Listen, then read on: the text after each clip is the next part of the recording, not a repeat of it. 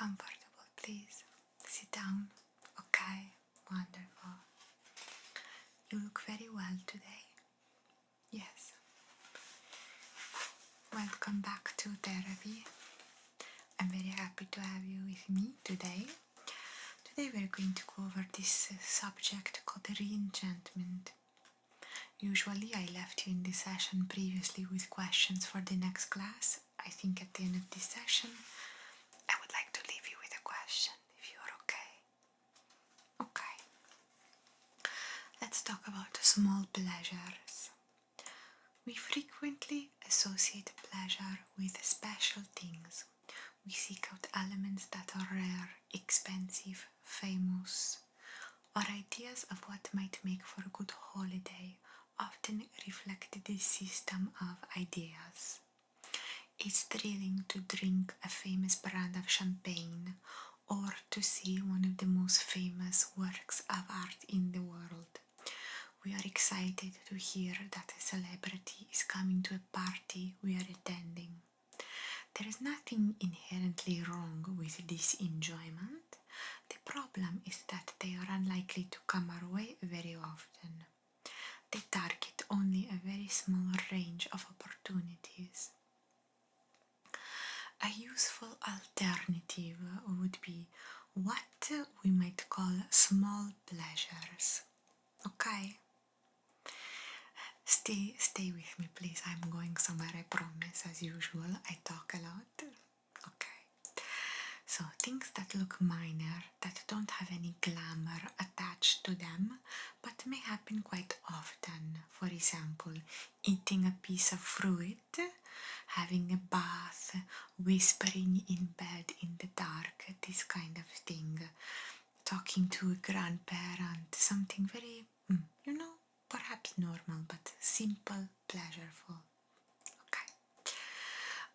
These pleasures may be just as intense and precious to us as their more celebrated counterparts. They can be among the most moving and satisfying we have, but we don't always latch on to them properly or give them full appreciation because they don't enjoy a high level of public endorsement, perhaps yet, perhaps we don't know. So, it might take some time to gradually build up a list of your own small pleasures. But I want to ask you to reflect on this. Do you understand the concept? Okay, perfect, okay. So, for example, a simple pleasure for me. The other day I tried a fruit that was very new to me. This fruit was called custard apple. I've never tried this fruit before. I sat down on my sofa, the couch. I opened the fruit. I tasted for the first time a fruit in all my years I never tried. This was for me very wonderful, but also a simple pleasure. And I thought of that moment as one of the highlights in my day, maybe in my month. It was very special to me. So even if it's something simple like that or something else, eating your favorite meal or seeing a movie in the cinema, if you haven't been to the cinema in a long time, I want you to list your own small pleasures, okay? So really think about this, and when you think at random, tell me. We can break it down into category like food, entertainment, family, work, this kind of thing to help you. Yes, we can go random, okay?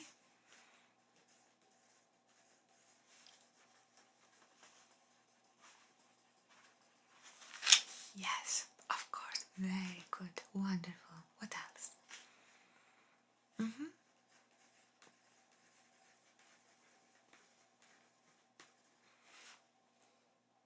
Yes, something with work, school, something like that. A pleasure in that sense when... yes, perfetto. Okay, perfetto. Yes. Of course, I want to make a list because, yes, But don't worry, this is private, okay?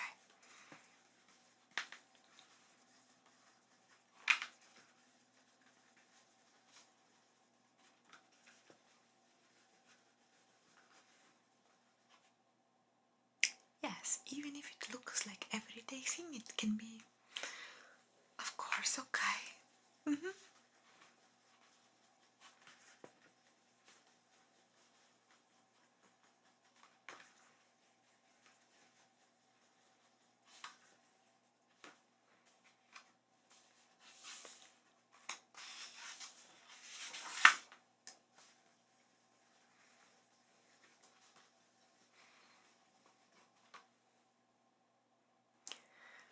We can come back if you think, you tell me, Dr. Lucia.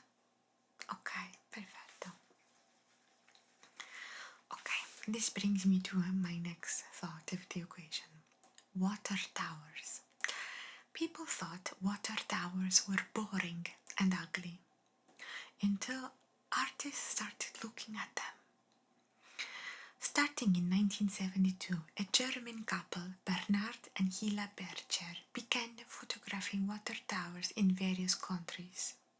The structures were usually regarded as ungainly eyesores, but by looking at them long and carefully, the pictures, I hope I'm saying that right, I apologize, the pictures discovered the less obvious but real charm and even the peculiar beauty of these highly utilitarian buildings.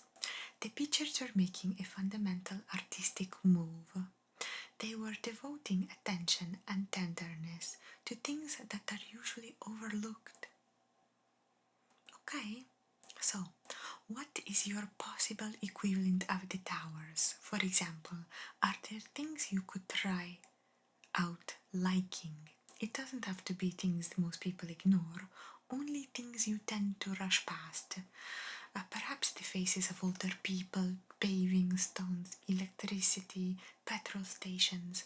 This experiment might not always work, but sometimes.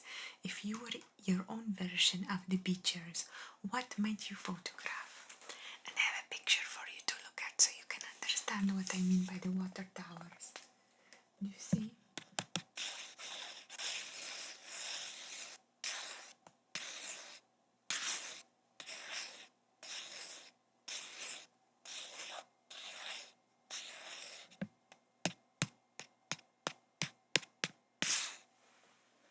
Do you want to pick your favorite tower? Look again, look again.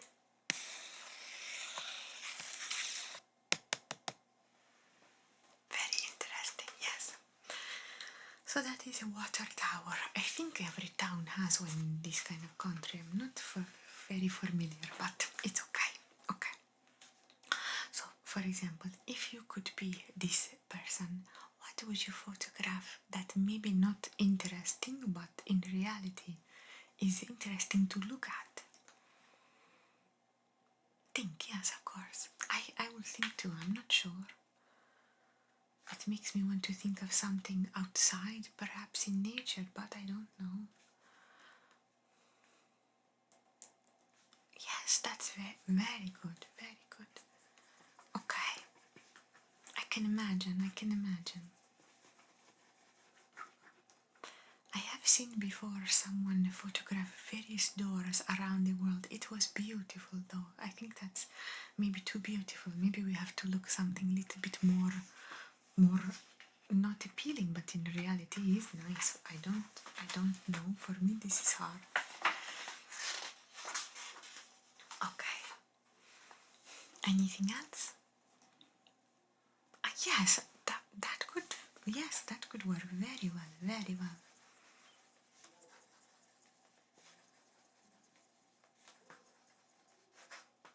I love this. I love your being creative, your thinking, reflecting, beautiful.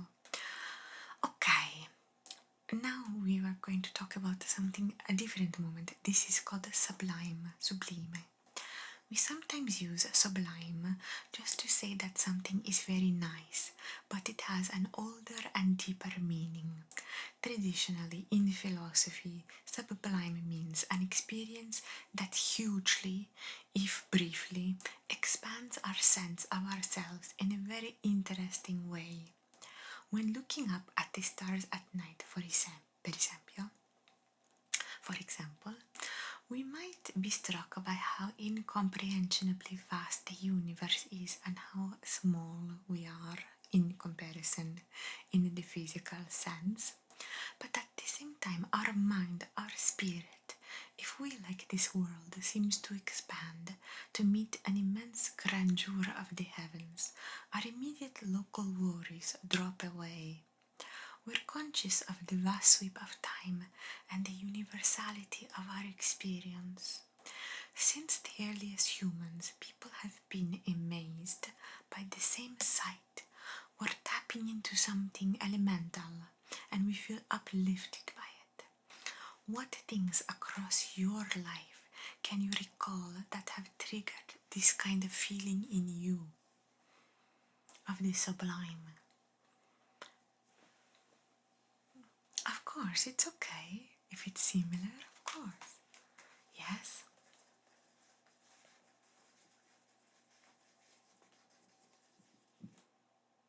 Okay, yes.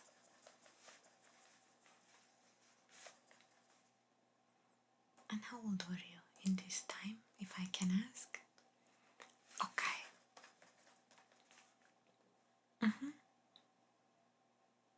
Yes, that's very good. I think it's almost impossible to look at the sunset and not dream.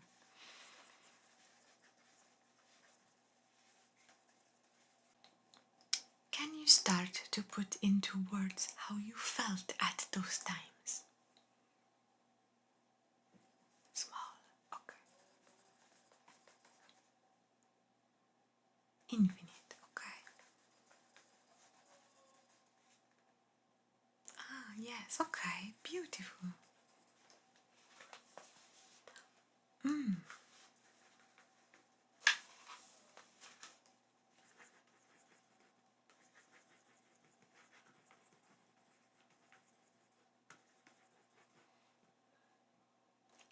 Yes, this is a feeling.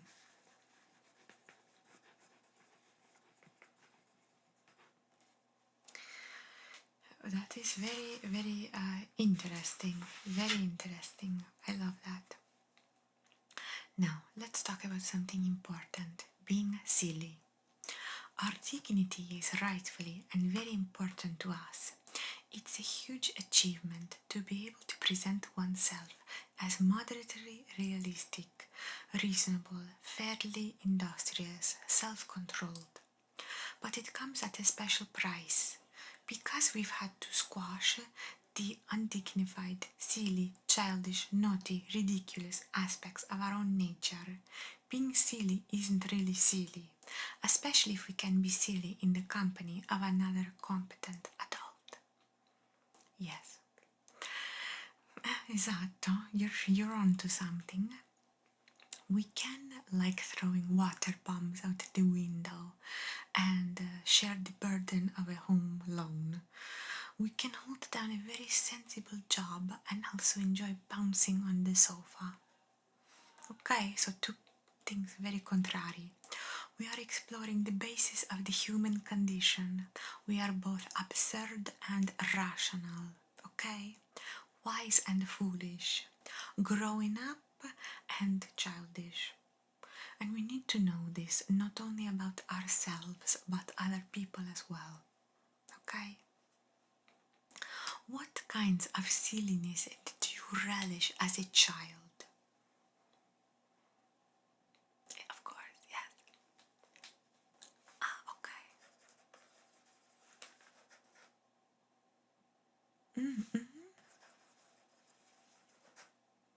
I don't know if I'm familiar with this game. Can you explain to me? Okay, okay. Sorry. The cultural language is a little different. We had very similar game. Yes, yes, okay. Ah, naturalmente. Every kid likes the joke of the farting. It's normal, very normal, okay?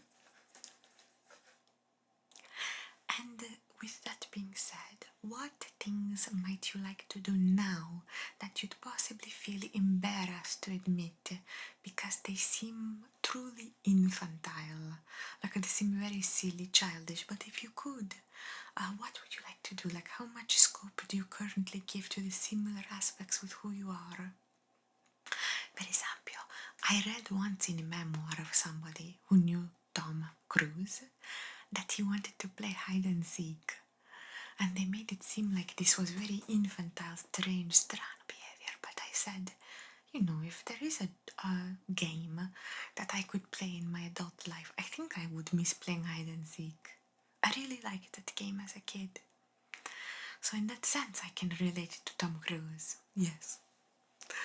Anything you would like to do now that you're embarrassed to admit? Like that, similar. Okay, yes.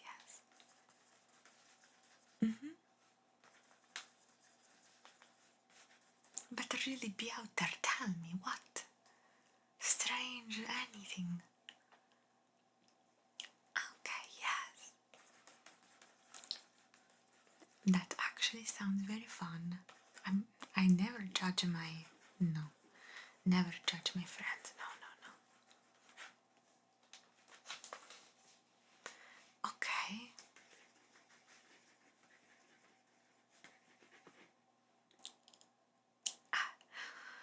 With being silly can come humor, but also with humor can come the opposite side of the spectrum. For example, you can laugh at something inappropriate, a comment someone makes, or be ashamed of something, or if we go on holiday, a disaster happens, we're furious, etc.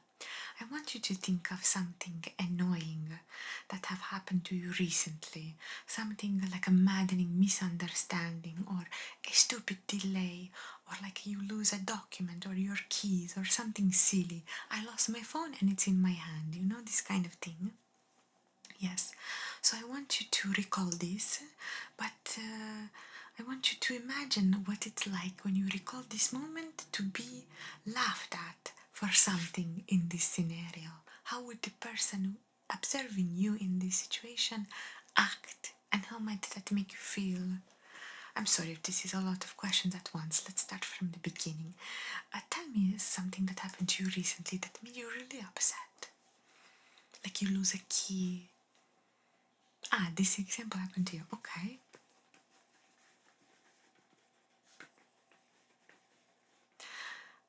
Okay, yes. Imagine someone laughs at you in this situation, or maybe you can look at yourself and you laugh. How does that make you feel?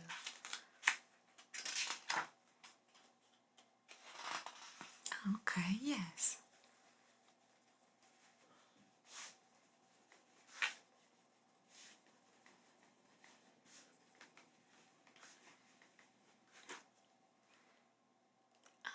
I see, okay.